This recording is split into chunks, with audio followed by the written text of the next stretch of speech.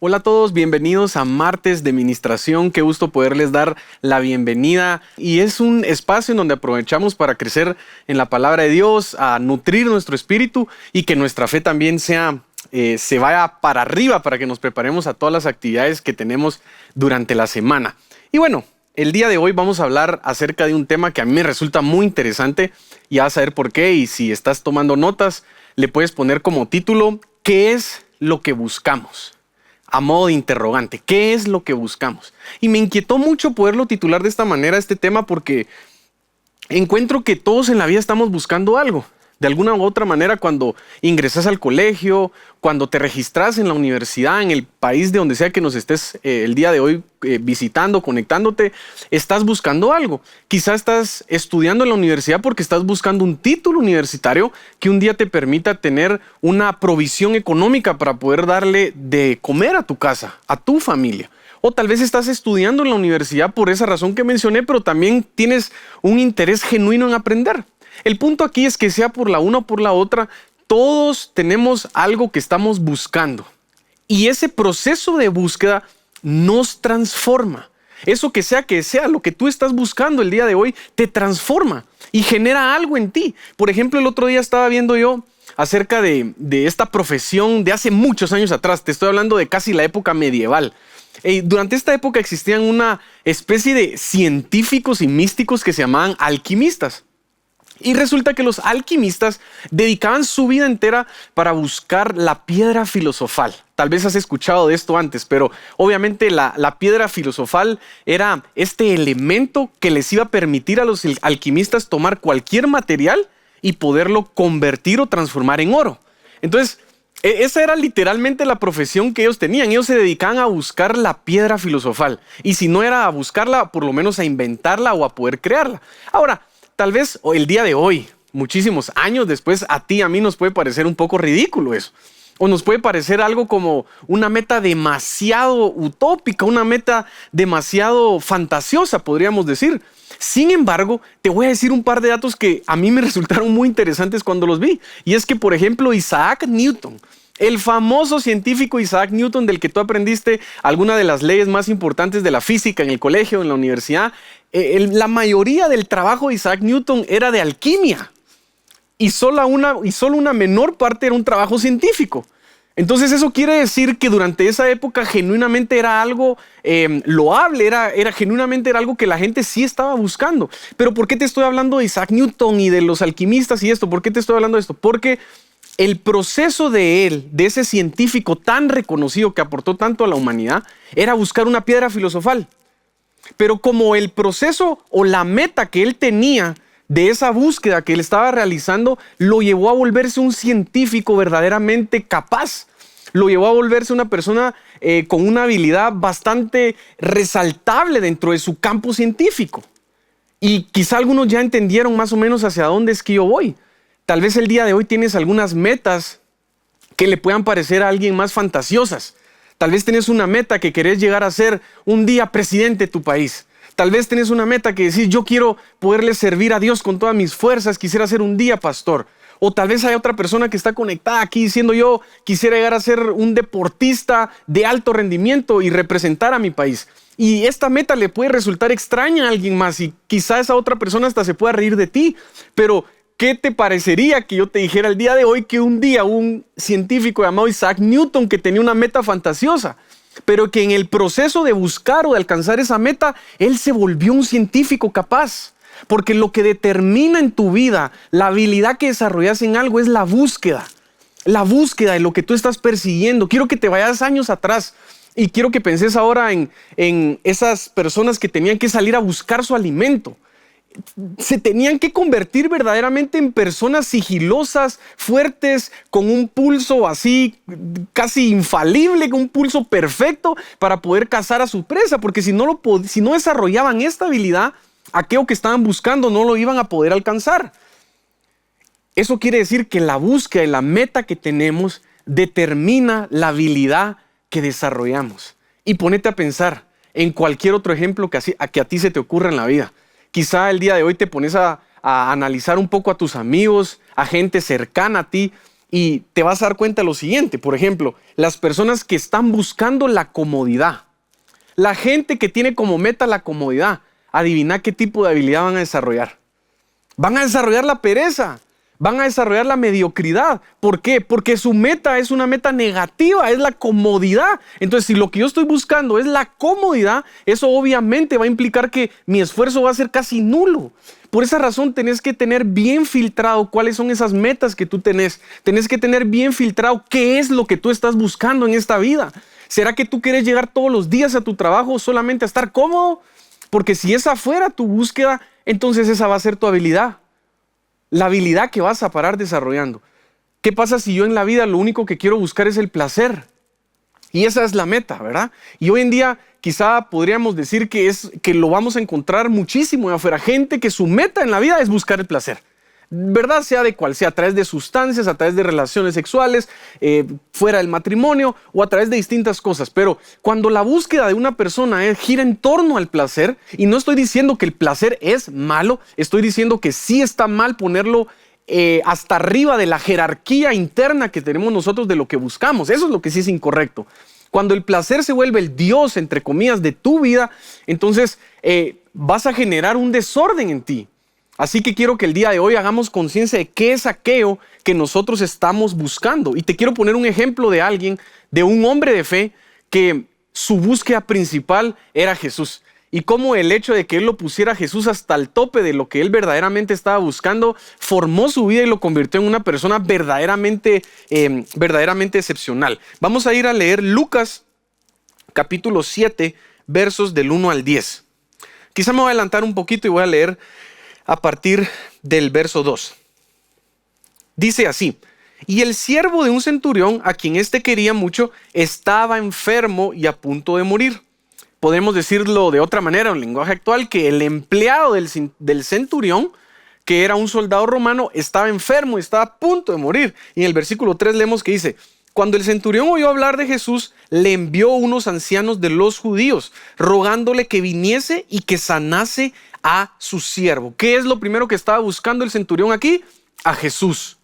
Lo primero que él estaba buscando era tener un acercamiento con el Hijo de Dios. Él estaba buscando a Jesús y hasta utilizó las influencias que él tenía para poder generar un acercamiento con él. ¿Por qué razón? Porque Cristo es el camino, la verdad y la vida.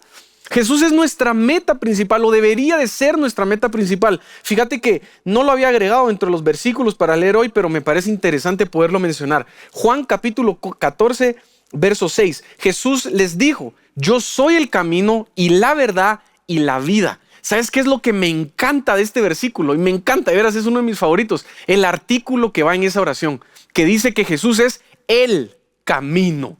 No dice ahí que Jesús es un camino. No dice que Jesús es una alternativa. No, señores ni señoras. Lo que encontramos en la Biblia es que Jesús es el camino. Ahora, ¿qué significa que Jesús sea el camino? Eso va a depender de la necesidad que tengas tú. No sé cuál sea esa petición, no sé cuál sea ese sueño, pero la respuesta va a seguir siendo la misma. Yo no tengo que cambiar mi respuesta para la pregunta que tú tengas. Nando, tengo una necesidad, ¿qué debo hacer? Nando, tengo un sueño, ¿qué debo hacer? La respuesta va a ser siempre la misma. Jesús es el camino. Jesús es el camino para esa necesidad que tú tenés. Jesús es el camino para ese sueño que tenés. Jesús es el camino para ese tema relacional que quizá te ha agobiado. Jesús es el camino. El otro día estaba hablando con alguien y me decía: es que fíjate que me siento, perdón si este es demasiado modismo guatemalteco, ¿verdad? El hecho que uno empiece la oración diciendo fíjate que, eso es algo muy guatemalteco, pero en esta ocasión pues estaba hablando con un amigo y él me decía: fíjate que me siento estancado. Me siento estancado en la vida, no sé qué hacer. Y mientras yo lo escuchaba, yo no quiero sonar como un disco rayado, porque verdaderamente esa no es mi intención. Pero en ese momento yo solo le podía repetir las escrituras. Solamente le podía repetir lo que está escrito aquí en el libro que tiene vida, que son las palabras de Dios. Y en ese momento lo único que le pude decir es: mira, amigo, obviamente no dije amigo, la verdad le dije: mira, brother, le dije, Jesús es el camino. Si te sentís estancado el día de hoy, Jesús es el camino. Presentale esta petición a Él. Lleva ese sentimiento de frustración delante de Él, porque Jesús es el camino. Entiendo que alguien puede leer este versículo y pensar, bueno, pero es que no estás terminando el versículo. Es decir, ahí lo que seguía después de ese versículo es que Jesús es el camino, la verdad y la vida, y nadie llega al Padre si no es por el Hijo. Y yo entiendo perfectamente eso, es decir, Jesús es el único camino que hay hacia el Padre. Sin embargo, cuando lees esta parte, cuando lees el pasaje y cuando analizas tu vida, tu caminar con el Señor y las demás escrituras, vas a encontrar que Jesús es verdaderamente el camino, no solo al Padre, sino para cualquier cosa en tu vida que tengas el día de hoy la necesidad de. Él es verdaderamente el camino. Y me sorprende que el centurión estaba consciente de ello. El centurión sabía que el camino era Jesús. Por esa razón él se le presenta una necesidad y no lo duda, no la piensa. Él dice, vayan y consíganme que pueda hablar con este hombre que hace milagros. Y entonces sucedió lo siguiente. Dice la Biblia que en el versículo 4, los amigos del centurión dijeron, y ellos vinieron a Jesús y le rogaron con solicitud, diciéndole, Señor, es digno que le concedas esto, porque ama a nuestra nación y nos edificó una sinagoga. Es decir, los sacerdotes que se acercaron a Jesús para pedirle una audiencia con el centurión. ¿Sí? Eso es lo que está sucediendo acá. Y como herramienta de persuasión le dijeron, mira, él ama a la nación de Israel y hasta nos construyó una sinagoga, así que por favor atendelo. Pero vamos a ver qué dice después en el versículo 5.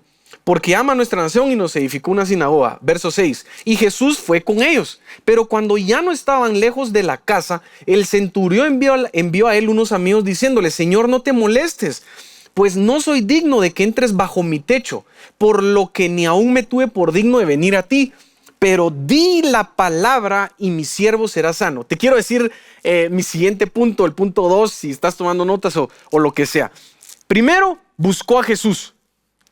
Pero el centurión es un hombre específico y es un hombre muy preciso, porque ahora que ya tiene el acceso a Jesús y está delante de él, él tiene claro qué es lo que necesita de Jesús. Algo que tú te vas a dar cuenta en la vida es que cuando te reunís con personas de mucha influencia, con personas de muchos recursos, que por lo general son personas que están muy ocupadas, tú tenés que ser muy preciso con ellos respecto a lo que necesitas. Y cada segundo vale oro. Por esa razón debes de tener claro qué es lo que vas a decir. Si de casualidad entras a la oficina de tu jefe, o a la oficina del gerente de la empresa donde laborás, o a la oficina del gerente del banco para un recurso que necesitas, tú tenés que ser preciso en cuanto a lo que tú querés. Porque si tú no sos preciso y no sabes qué es lo que querés, la otra persona se da cuenta. Y dice, estoy perdiendo mi tiempo, estoy sentado con alguien que ni siquiera tiene claro qué es lo que quiere. Primero que se defina qué quiere y luego que haga una cita. Y a ver si te la dan. Porque si es una persona tan ocupada, verdaderamente va a costar tener tiempo. Pues el centurión era consciente de esto. Entonces, él tenía dos cosas muy claras. La primera es que debía tener un encuentro con Jesús. Y la segunda es lo que él necesitaba de Jesús. Y mucho ojo a esto, porque después vamos a encontrar algo bien interesante. Pero lo que él necesitaba de Jesús era solamente una cosa. Y era que Jesús dijera la palabra. Solo eso necesitaba él en ese momento para pedirle a Jesús. Así como eso es todo lo que tú necesitas el día de hoy. Recordate, Jesús es el camino. Jesús es el camino. Él es verdaderamente todo. Él es todo para tu vida. Lo que sea que tú necesites el día de hoy, Él es el camino. Creo que ya lo dejé claro porque lo voy a repetir. Pero ahora vamos a ir a lo siguiente. Ya sé que Jesús es el camino, pero ¿cómo puedo hacer ahora yo? ¿Qué es lo que necesito? Y al igual que el centurión, al igual que él, imitémoslo y lo que busquemos es una palabra de Jesús. Porque una sola palabra de Jesús es capaz de cambiar toda la realidad de tu vida. Una palabra de Jesús puede hacer lo que tú tal vez has querido hacer por tus fuerzas. Una palabra de Jesús hace lo que ni siquiera 1000 contactos de personas que tienen muchos recursos van a hacer en tu vida. Una sola palabra de Jesús dicha sobre tu vida y se va a manifestar de la dimensión espiritual a la dimensión natural en la que hoy estamos. Y el centurión era consciente de ello. Por esa razón él busca a Jesús, pero luego tiene claro qué es lo que necesita de Jesús, y lo que necesita de Jesús es una palabra. Por eso le dijo, mira, ni siquiera me considero digno que vengas a mi casa. No necesitas venir a mi casa. ¿Sabes por qué? Porque una palabra tuya es suficiente. Es lo suficientemente poderosa para cambiar la realidad que el día de hoy yo estoy viviendo. Y aquí anotaba yo lo siguiente, pero antes vamos a continuar leyendo. Dice, en el verso 7, por lo que aún no me tuve por digno de venir a ti, pero di la palabra y mi siervo será sano. Porque también yo soy hombre puesto bajo autoridad y tengo soldados bajo mis órdenes y digo a este, ve y va. y al otro ven y viene, y a mi siervo haz esto y lo hace. Al oír esto, Jesús se maravilló de él y volviéndose dijo a la gente que le seguía: os digo que ni aún en Israel he hallado tanta fe. Fíjate pues, vamos llegando ya a un punto clave de la enseñanza del día de hoy. Si has permanecido conectado hasta aquí, déjame felicitarte y estoy seguro que Dios va a recompensar eso porque Él va a hablar el día de hoy a tu vida. Y es lo siguiente: ¿qué es lo que maravilló a Jesús acerca del centurión? Este pasaje es icónico. Este pasaje no lo podemos leer solamente así como de pasadita y ya. No, este pasaje hay que estudiarlo. Hay que dedicarle todo el tiempo posible de lectura y de estudio que tengamos. ¿Por qué? Porque Jesús solamente se expresó así de dos personas en todas las escrituras. De todas las escrituras, a Jesús le llamó la atención la fe de dos personas, y una de ellas es el centurión romano que estamos leyendo acá. Ahora te voy a hacer un contraste. A los discípulos Jesús todo el tiempo los estuvo regañando casi que por su falta de fe. A ellos los estuvo corrigiendo todo el tiempo y los corregía. Les decía: ¿dónde está vuestra fe? Hombres de poca fe, ¿por qué no permanecéis en lo que he hablado y mis palabras en ustedes? Y Jesús empezó a corregirlos de varias maneras. Pero en cambio del centurión, él se expresa de forma diferente. Y la Biblia dice que Jesús se maravilló. Imagínate maravillar a Jesús. ¿Qué tanta fe tenés que puedes maravillar a la fe casi que en su pura sustancia, que es Jesús? Imagínate maravillar y sorprender a Jesús. Verdaderamente eso es algo que a mí me resulta sorprendente, porque es, como te decía, de las pocas personas que lo provocó. Ahora la pregunta es: ¿por qué? ¿Por qué razón se maravilló Jesús de eso? Y te tengo dos respuestas. La primera de ellas es la siguiente, lo voy a intentar formular en una oración. Una cosa es que sepas que Jesús tiene el poder para hacer el milagro. ¿Sí? Hasta la Biblia nos enseña que los mismos demonios saben que Dios existe y que es poderoso. Es decir, hasta ahí no merece que Jesús se maraville que haya sido solo por eso. Porque una cosa es que sepas que Dios es poderoso para hacer el milagro. Pero otra cosa muy distinta es que sepas cómo funcionan los milagros. Yo sé que Dios hace milagros, pero el centurión sabía cómo se provocan los milagros. Y él sabía que lo único que necesita es la palabra de Jesús. Y eso es lo que para mí le sorprende y lo maravilla a él, porque si pueden imaginar en ese momento estar caminando, ir con 12 discípulos que van siguiendo a Jesús. Él ha sanado ya a otras personas para cuando llegó este momento, y ha visto diferentes cosas, y Jesús está, podríamos decir, en una etapa inicial de su ministerio, podríamos decirlo, y de pronto se topa con este hombre que tiene la revelación acerca de cómo suceden los milagros. Esa es la revelación de cómo suceden los milagros, por las palabras de Dios, por el poder de la palabra de Cristo. Quiero que vayas a Romanos capítulo 10, verso 17, dice así: así que la fe es por el oír, y el oír por la palabra de Dios. Ahora tú y yo tenemos el libro de Romanos, pero en ese entonces el centurión no lo tenía. En ese entonces no existía el Nuevo Testamento. Pero aún así el centurión estaba consciente del poder que tienen las palabras de Jesús. ¿Por qué te estoy hablando esto? ¿O cuál es mi insistencia en darle vueltas al poder que tienen las palabras de Jesús? Porque esa es la forma en la que se manifiestan los milagros. Y quizá nosotros hemos estado buscando miles de cosas materiales, o hemos estado perdidos en lo que sí vemos con nuestros ojos naturales, y se nos pasa por alto que podemos tener una vida sobrenatural. Y esa vida sobrenatural se desata y se detona con la fe. Y no solamente en fe porque sí, sino es fe en que esas palabras que pronuncia Jesús acerca de ti se hacen vida y se vivifican en tu interior. Una palabra de Jesús trae de la realidad o de la dimensión espiritual algo para que se manifieste en la dimensión natural en la que estamos tú y yo. Por eso es tan importante esto. Porque si Jesús dijo algo acerca de ti, eso va a suceder. El libro de Génesis dice, hay un momento en el que Dios está teniendo una conversación con Jacob y le dice: no te voy a abandonar hasta que no haya hecho contigo todo lo que dije que iba a hacer. Porque Dios es fiel a su palabra. Y si Él te ha prometido algo a ti, estoy seguro que lo vas a ver cumplido. Solamente no desesperes y no desmayes en la fe. Porque si Dios dijo algo, Él lo va a cumplir. Y esa es la promesa que nos hace el día de hoy. Es la promesa de que un día vas a haber cumplido eso en tu vida. Yo recuerdo cuando estaba más pequeño, tuve una enfermedad que le da como al 15% de todo el mundo nada más. Y tal vez te va a parecer como chistoso a ti, pero en ese momento para mí no lo era en realidad. Y es que a mí me brotó un acné muy severo. Acné, barros granos, no sé cómo se dirá en tu país, pero creo que acné es el término más genérico, y me dio muy fuerte. Yo lo tenía muy, muy fuerte en todo mi rostro. Y recuerdo que era pequeño y me dijeron, le dijeron a mis papás, mire, su hijo va a tener eso hasta que cumpla como 25 años. O hasta pasado los 25 años le va a dejar de salir tanto acné. Y yo tenía toda mi cara cubierta de eso. Y recuerdo que en ese momento pues era una enfermedad y ya me habían dado el diagnóstico. Y recuerdo muy bien que descubrí el poder de las palabras de Dios. Y un día Dios habló a mi vida estando a solas en mi cuarto mientras yo lo buscaba a Él. Y Dios me habló claro y me dijo, te voy a sanar. Te voy a sanar, y por mi poder y por mi palabra tú quedas sano. Y en ese momento yo no lo podía ver, porque me fui a ver al espejo después de escuchar a Dios y yo seguía viendo eso. Pero yo decidí creer en Jesús, decidí creer en su palabra y me adueñé de lo que Él me estaba diciendo. Porque cuando Dios te da una palabra, esa palabra es como si entrara en tu corazón y tú la tienes que guardar. Y no tienes que permitir que nada, ni nadie, ni un solo segundo te haga dudar de lo que Dios ya te dijo. Porque entonces te puede robar lo que ya Dios depositó.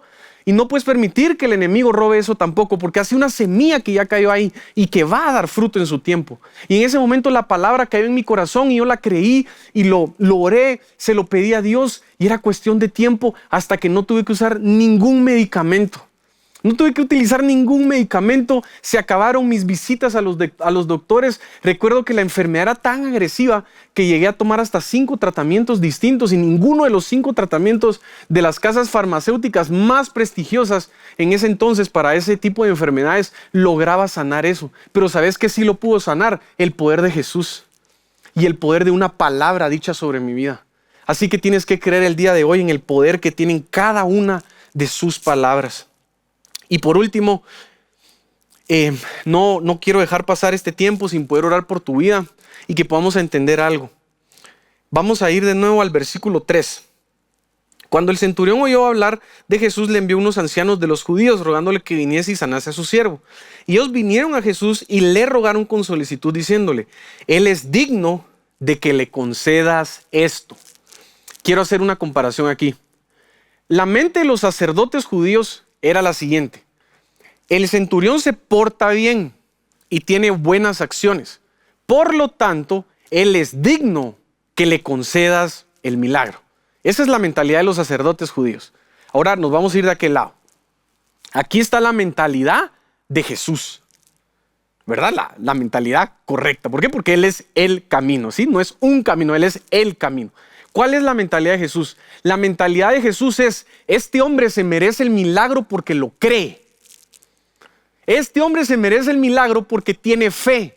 Y porque lo que maravilló a Jesús del centurión fue su fe. No fue la sinagoga que él construyó. ¿Te puedes imaginar eso? O sea, la Biblia, o por lo menos el texto, no nos dice que lo que maravilló a Jesús fue la sinagoga que hizo el centurión. Él no dijo, wow, qué impresionante sinagoga, estoy maravillado por ti, centurión. Lo que maravilló a Jesús en ese momento fue la fe que tuvo para el milagro. ¿Por qué? Porque lo que detona el milagro es la fe, no tus acciones. O no la justicia, o qué tan justo pensás tú que sos. Por supuesto que la fe sin obras está muerta, y ya vamos a entrarnos en eso, pero el punto ahorita es, hay gente que no recibe su milagro porque tiene la mentalidad de los sacerdotes judíos pensando que no se lo merecen, porque tienen un falso concepto de lo que es la santidad con Dios, y piensan que por no ser intachables e incorruptibles en su conducta, cosa que no es nadie, creen que no pueden recibir el milagro. Pero el milagro lo recibió el centurión por la fe que tuvo. Yo era un niño cuando recibí mi milagro de sanidad. Yo era un niño malcriado a veces. Me portaba mal, desobedecía. Y no era perfecto, estaba en proceso de formación. Pero lo que sí tuve en ese momento fue creer la palabra que Jesús depositó en mi vida, y eso detonó el milagro. Porque para el sacerdote judío es dignidad o justicia por las obras, pero para Jesús es por la fe. ¿Por qué? Porque es por gracia. Y la gracia es un favor inmerecido de parte de Dios que nosotros tenemos. Así que vamos a orar en este momento. Cierra tus ojos ahí donde estás. Voy a hablar palabras a tu vida. Señor Jesús, el día de hoy te damos gracias por este tiempo, esta enseñanza. Te pido que traigas sanidad sobre las personas que están conectadas, que tienen necesidad de un milagro, sean ellos o sus familiares. Yo declaro que quedan totalmente sanos. Declaro que por tu llaga, Cristo, cada una de las personas que están aquí, toda dolencia física que puedan tener, se va fuera de sus cuerpos en este momento. Toda necesidad de liberación, de libertad, también la declaramos el día de hoy. Donde sea que estés, te declaro libre, sano y bendito por el poder de Dios, conforme su palabra, conforme sus riquezas en gloria. Yo declaro que esa palabra se hace vida en ti. En el nombre de Jesús, amén. Muy bien, que Dios te bendiga.